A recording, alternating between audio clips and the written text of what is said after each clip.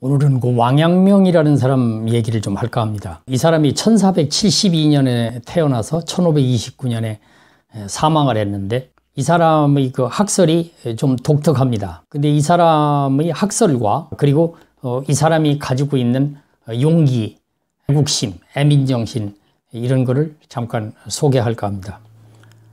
주희가 경물치지라는 이야기를 했죠. 지선행후 이런 얘기를 했는데 원래 주희의 성리학이 조선 왕조의 정치 이념으로 삼았다고 한다면 왕양명의 그 양명학은 일본 정치 지도자들이 주로 많이 받아들여서 정치에 활용했다 이렇게 이야기가 전해지고 있습니다. 그 왕양명이 뭘 깨달았는가? 용장대오라고 하지 않습니까? 용장에서 깨달은 것이 심정이다, 마음이 곧 이치이다. 그 다음에 지행합의를 얘기했어요. 주희의 경물치지를 보면은 먼저 알고 나중에 행한다. 그러나 이것이 다 중요하다. 이랬는데 이 이론을 반박해가지고 뭐라고 얘기했느냐. 지행합의이다 그랬어요. 지행합의라는 것이 알고 행하는 것이 같은 것이다.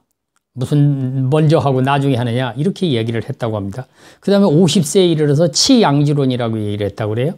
그러니까 맹자에서 따온 양지하고 경물치지의 치를 이제 결합해가지고 이건 무슨 뜻인가 보니까 사람이 배우고 깊이 생각하지 않고도 안다는 의미다. 뭐 이렇게 얘기를 하더라고요. 그 다음에 고사성어가 몇 개 있는데 왕양명은 허령명각이라고 그랬어요. 마음이 자유로운 상태에서 밝게 깨달는다는 그런 의미다. 그 다음에 진성측달, 측은지심, 시비지심 이런 것들은 특별히 배우지 않아도 알 수 있다.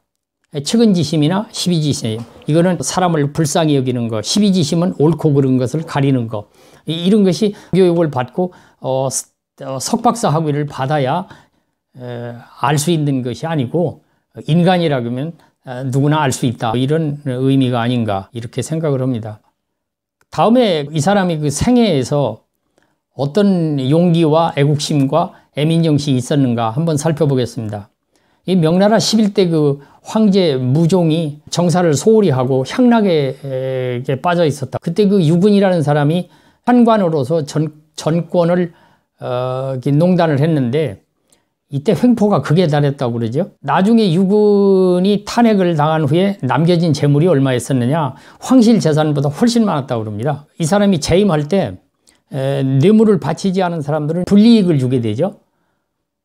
그러니까 관료들이 황제한테 상소를 했죠. 그러나 오히려 감옥에 갇히게 되고 왕양명이 유근의 탄핵을 촉구하는 상소를 올렸어요. 그런데 조정대신들이 보는 앞에서 장형 40대를 맞고서 옥중에서 혹독한 겨울을 보낸 후에 서북쪽 변방의 이제 귀주성 용장으로 귀향을 가게 됐다고 합니다. 이 사람이 용장에서 용장대오 그러잖아요. 용장에서 크게 깨달았다 이제 이러죠. 왕양명이 문무를 통달한 사람이에요. 어려서부터 병서를 좋아하고 또 말 달리고 활 쏘는 걸 좋아했고 다른 쪽에서 학문을 열심히 했단 말이죠. 그래가지고 45살 이후에 10여 년 동안 그 명나라에서 벌어진 모든 반란을 이 사람이 다 수습을 했습니다.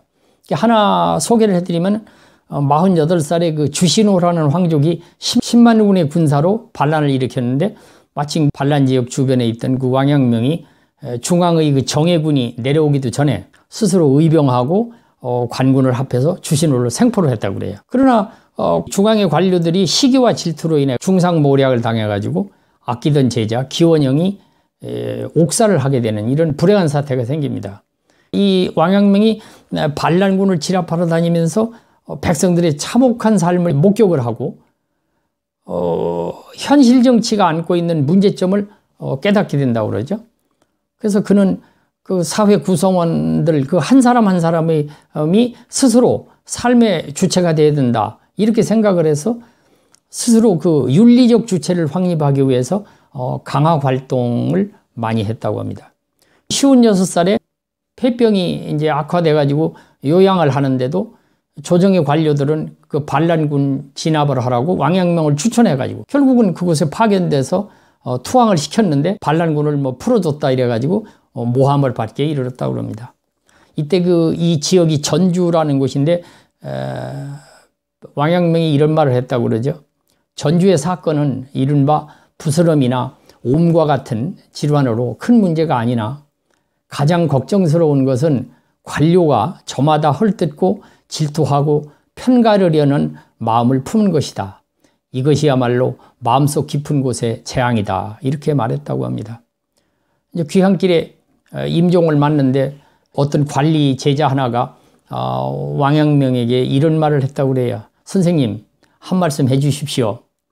그랬더니 왕양명이 뭐라고 얘기했는가 하면은 이 마음이 밝은 빛인데 무슨 말을 더 하겠는가 이러고 세상을 떠났다고 합니다. 지난 학기 이걸 공부를 하면서 왕양명의 사상도 의미가 있지만은 그의 그 용기나 애국심이나 나라 사랑하는 마음, 이거는 정말 놀랍다고 아니할 수가 없다. 당대의 최고 권력가인 그 유군을 탄핵하는 상소를 올렸다든지,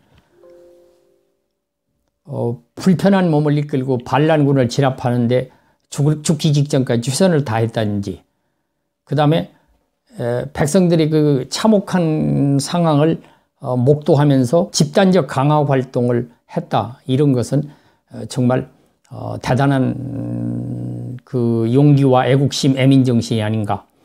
이 시대에 우리나라에도 이러한 애국심이 많은 훌륭한 사람들이 많이 있었으면 좋겠다. 이런 생각이 들어서 여러분들께 소개를 해드렸습니다.